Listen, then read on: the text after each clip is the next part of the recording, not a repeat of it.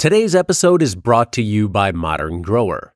Modern Grower is the go-to source for 100% organic, GMO-free microgreen seeds. Trusted by hundreds of growers for high quality and low prices. If you're growing microgreens, start saving at shop.moderngrower.co. What was the hardest adjustment going from field growing to greenhouse growing, if you had to narrow it down to one thing? That's a tough question because there's so many benefits by growing indoors. Everything's faster, higher yield, generally good quality. I think we took the season off with the economy down so hard. We still did production that we matched our sales, but we had a big project year. So I think I'm not answering the question directly, but this season we were doing a lot of projects like pouring concrete, doing drainage, putting in irrigation for the new field expansion. And that's always a distraction from production. So we're just real thankful that we could push ahead on projects this year while the economy's down, getting ready for the economy to come back and supplying new customers. I think the challenge was just probably our soil. We're on a hard pan subsoil. We had to develop new beds from, the soil in the greenhouse is a real challenge. Insane weed pressure. It was grass 12 months ago, super compact. Now we've done that work. The beds are set up, permanent, really soft, but we've got insane weed pressure in there like you wouldn't believe. Weed. Being all the grass that was previously there or other stuff too? It was past 15 months ago. It was a paddock for the sheep. Yep. What's been the most effective way for managing all the weed pressure in there this early in the transition? This is our first season going back to spring that we've used weed mat, and we're just using it in the greenhouse. It's easy to not like something from the outside that you haven't experienced, but the weed mat has been a godsend.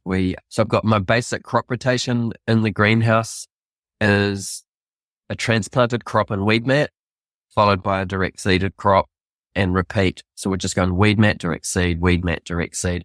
That's working pretty well. We've still got a couple of spots in there where the weed pressure is insane.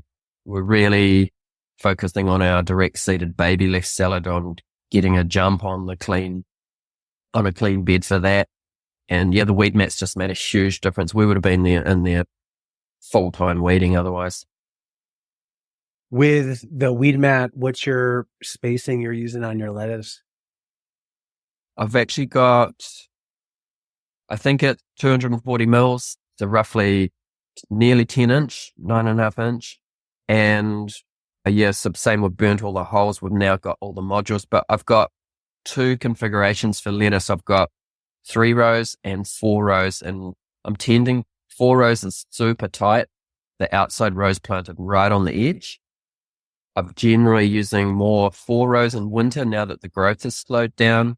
We also we've got different modules, and I'm working on putting together a spreadsheet that's got, based on my weed mat, how many plants in each module, how many trays I would sow for that. And then we went back to the drawing board with lettuce because we'd stopped growing it outdoors. We had so many casualties to the heavy rain.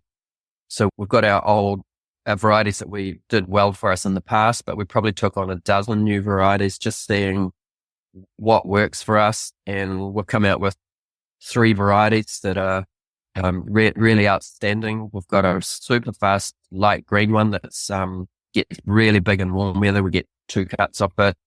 Then we've got a more crunchy, crisp green that's slower to grow, but 2 big yields off it. And we've got our standard red that we've grown for about 8 years, which has just been deleted. That one's called Tralex. They've got a replacement, but we're back to the drawing board with that. So we had to trial lettuce again to find what's working.